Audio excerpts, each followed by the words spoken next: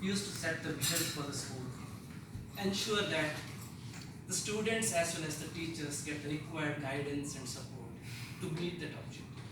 He would not interfere with anybody in school, students. I know now that that is the authoritarian leadership style. Fast forward, when I moved to my high school, I had a headmaster who was drastically different. He was a tall man, serious face in his eyes. There is no smile at all. He would his hand would be like this. He would walk on the corridor slowly. Every kid would be scared. Pin drop silence. Entire school, every kid was scared of him. Not only kids, even teachers were afraid of him. He would set the direction. He would decide this is how we should do. There would nobody to question. I know now that that is bureaucratic leadership style. There are many other such leadership styles.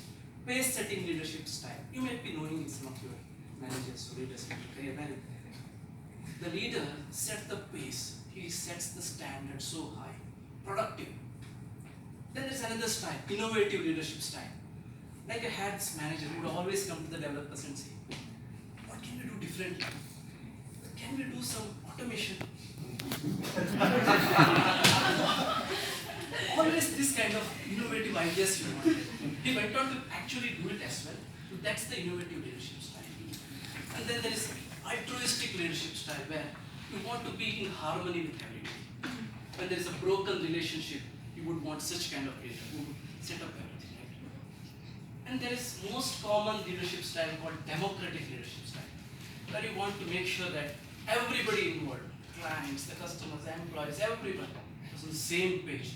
We decide collectively in a conference room meeting, for example. That's called democratic leadership style. Each of these styles are different. It works in some scenarios, some situations, may not all the scenarios. Like, for example, democratic leadership style will not work when there's an urgency. Let's say there's a fire in the building, real fire, okay? Hey people, there's fire in the building. Let's come to a conference call and decide what we should do. It won't work. You don't have time for it, right? So we have got to see what leadership style works in what situations and adapt. And we can see these leadership styles not in professional context as in what we see in IT industry or some companies. You could see sports as well. I used to be watching cricket all the time. I used to be loving like all these cricket captains, right?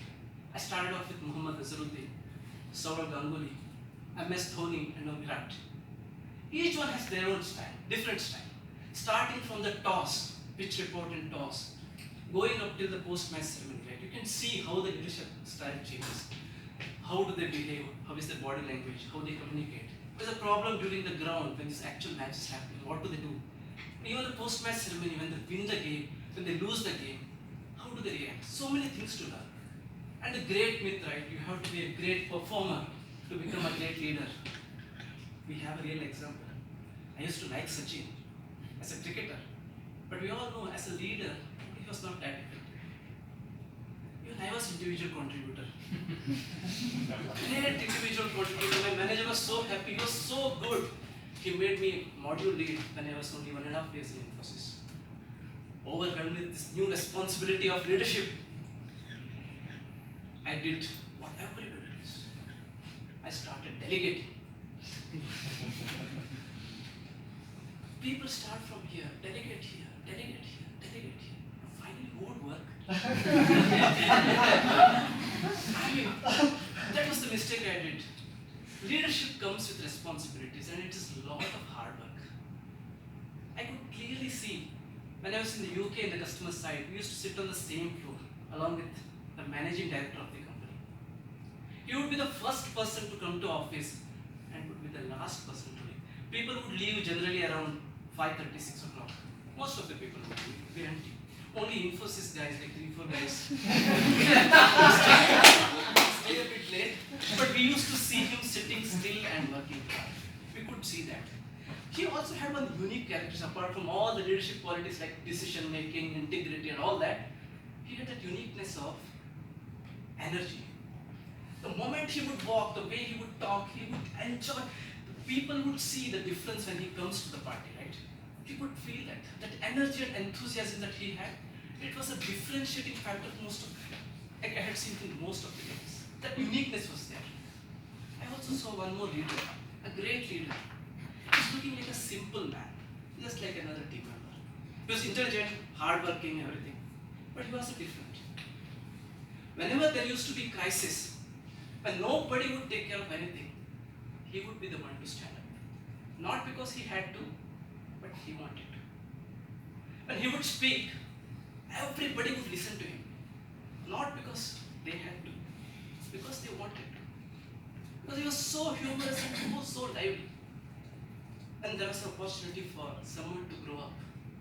He became the leader. Not because anybody appointed him as a leader, but because people lifted him up the ladder. So what I feel is that there are several leadership styles, there are several qualities and everything, but what differentiates one from the other was that uniqueness. This guy had the personal touch, which was the differentiator. When he founded his own company, all the people that he groomed in Infosys joined him because they all trusted him. That trust was the differentiating factor. But what I feel is that we got to embrace that uniqueness that we have in us. Who knows? One day one may see a leader that it had never seen before. Thank you.